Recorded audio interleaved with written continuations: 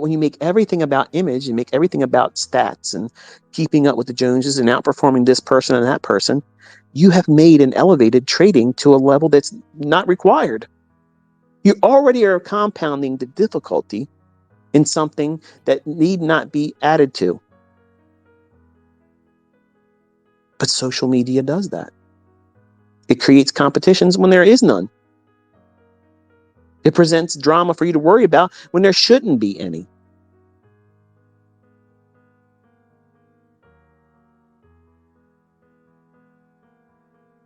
Humble beginnings, folks.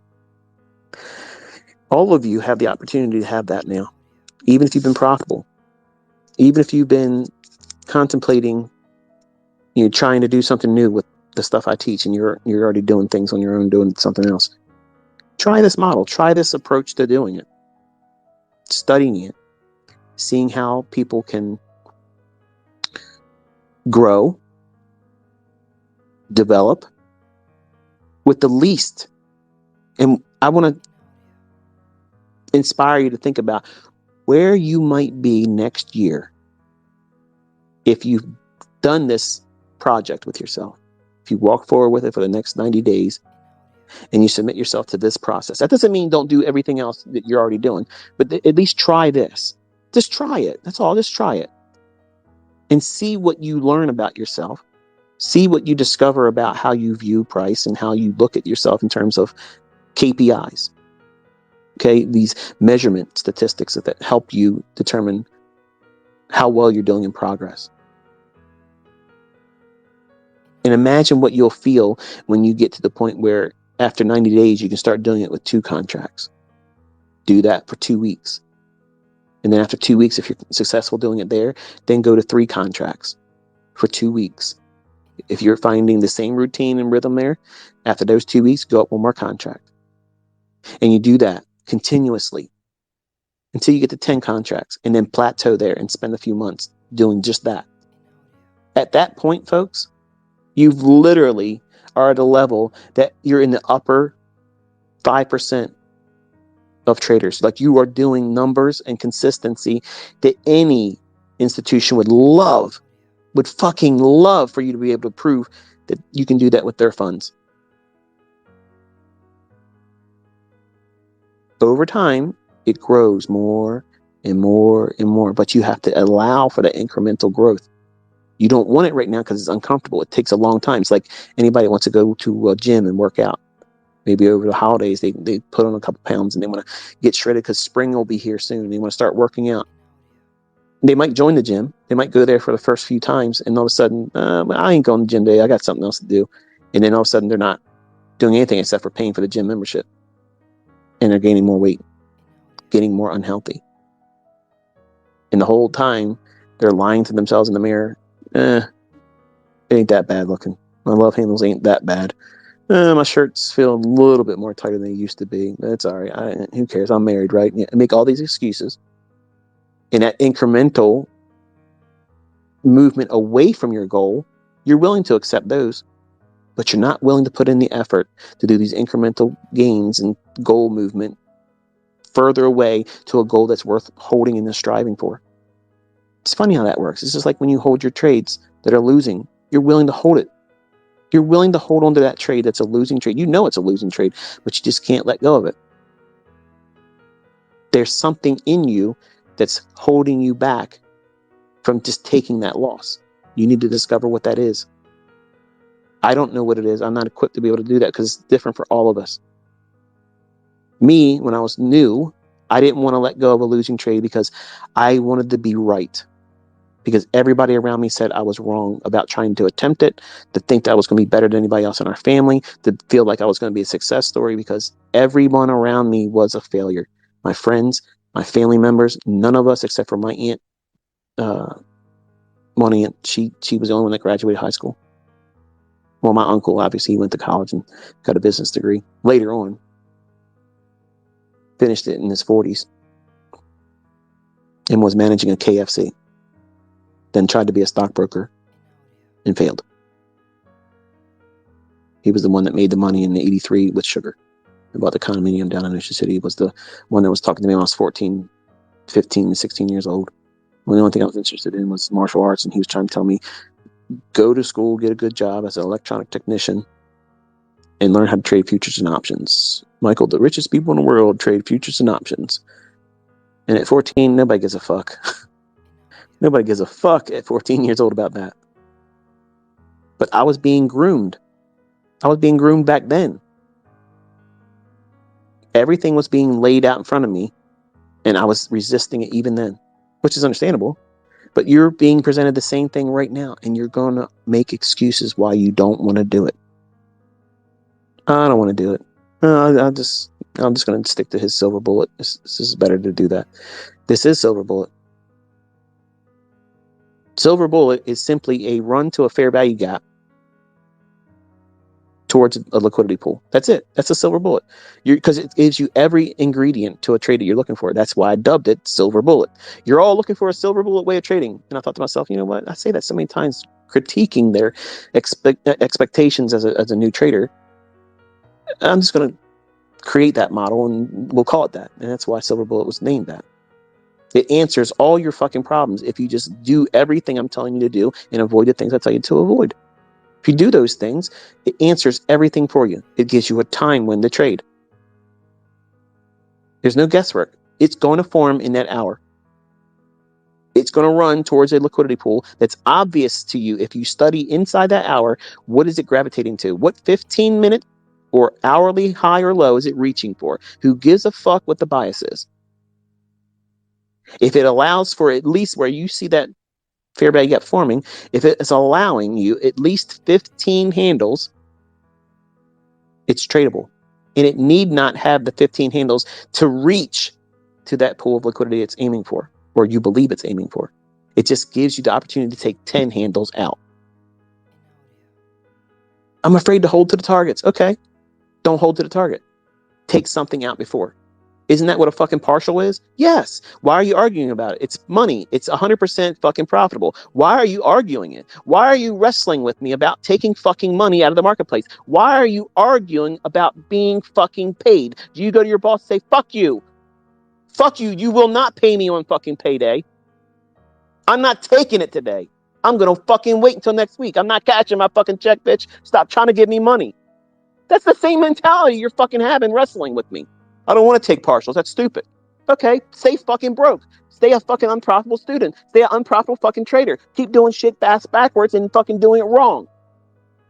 Why are you watching me if you got it all figured out? Why the fuck are you trying to watch my shit if you got it all figured out? You're going to wrestle me about taking partials. It's a crutch. It's to help you grow so that way you can do full pools. Full pools are when you get into the trade and you hold for your targets. No partials. That only comes when you have conviction about what it is you're trading. You understand you as the trader. You're not worried about doing it wrong. You're not worried about getting stopped out. You're not worried about anything. You trust that model's delivering. I'm afraid that most of you do not want to accept the fact that it's going to take you a long time to get to that point. Far much more time than you think it will when you first start. And that's a normal feeling. That's a normal experience for people to do that in trading. And only the people that wrestle themselves into submission say, you know what? Maybe this is going to take a little bit longer than I wanted to.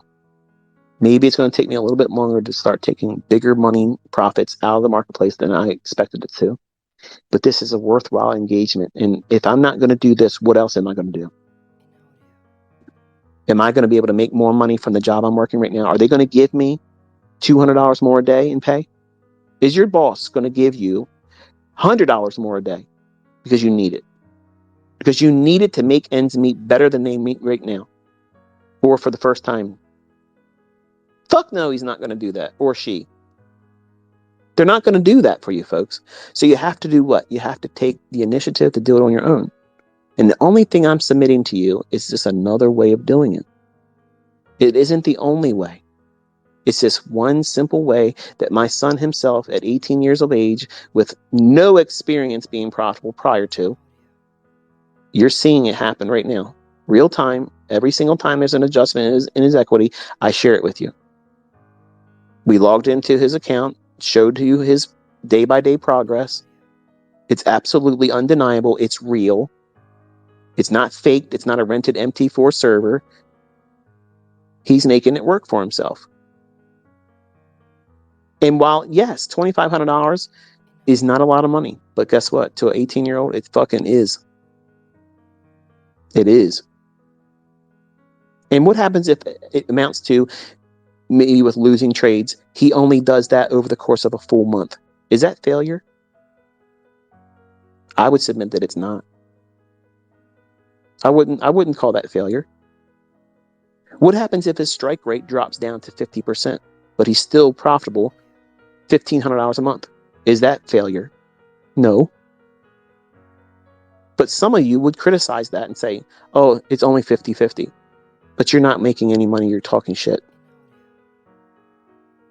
That's what social media does. It invites assholes to communicate with you when it was unsolicited. It makes an invitation to ignorant people that are only interested in seeing you become miserable like them. You're going to discover when I leave in November that your best learning comes after that, doing everything I told you to do and avoiding the things I told you to avoid. Your best learning is coming after November 11th. You don't see it. Some of you are fearful and you're like, I don't want you to leave. I want you to stay here. I'm encouraged by you, blah, blah, blah. That's the problem. That's the problem. You're all comfortable in the nest. I'm kicking you the fuck out of here. You're not supposed to live with me forever. I'm not supposed to be with you forever. I taught you how to do it. I taught you how to fly. And when the mom and the dad says it's time for that eagle to get the fuck out of the nest, they boot their fucking ass out. Let me tell you a quick story and I'm going to end it. Eagles are very interesting animals. Very interesting animals. You know, their vision, they have telescopic vision. That means they can stand on one field goal post of a football field and zoom in on a quarter, a 25-cent piece in the US currency. They can see that laying on the ground at the other end, 100 yards away. And people say there's no creator. Well, an eagle, it goes through periods of its life where it looks for a mate. And when it finds a mate, it mates for life, one mate. It doesn't go around and whore around with anybody else. It finds a mate. And the female eagle, what she'll do is she'll fly around and see if the male eagle's going to be committed to stay with her. And eventually, when she feels like she is willing to test his ability to be the father of their eaglet together, she'll go down and she'll pick up a branch or a twig and she'll fly out really, really high. And the male eagle will fly up there with her. And then what she'll do is she'll drop that branch. And that male eagle better get his fucking ass down there and catch that thing before it hits the ground. If it hits the ground, she turns him away. She will not mate with him. What is that practicing? Because in the beginning process, when the eaglets are at the point of almost ready to fly, the mother will shove one of them out to show the other eaglets and the eaglet itself that it needs to learn how to fly. It's not meant to live in a nest. You're not meant to be under my tutelage forever. You're not meant to be in the nest of a demo forever. You have to start doing things, and it's going to be scary for you to be out there where you can hurt yourself. But the male eagle, what he does is he lets that eaglet drop for a little while. Then he swoops down and catches it before it hits the ground and kills it. Carries it back up to the nest and shows the mother that, yes, you picked the right father. I got us. I got our children. But that eaglet has now been introduced to the idea that I better flap my fucking wings, because what happens if dad doesn't get to me in time? They have to do what? They have to trust the process of being uncomfortable and eventually finding their wings and flying. At some point, one of those eagles will probably pass away before the other.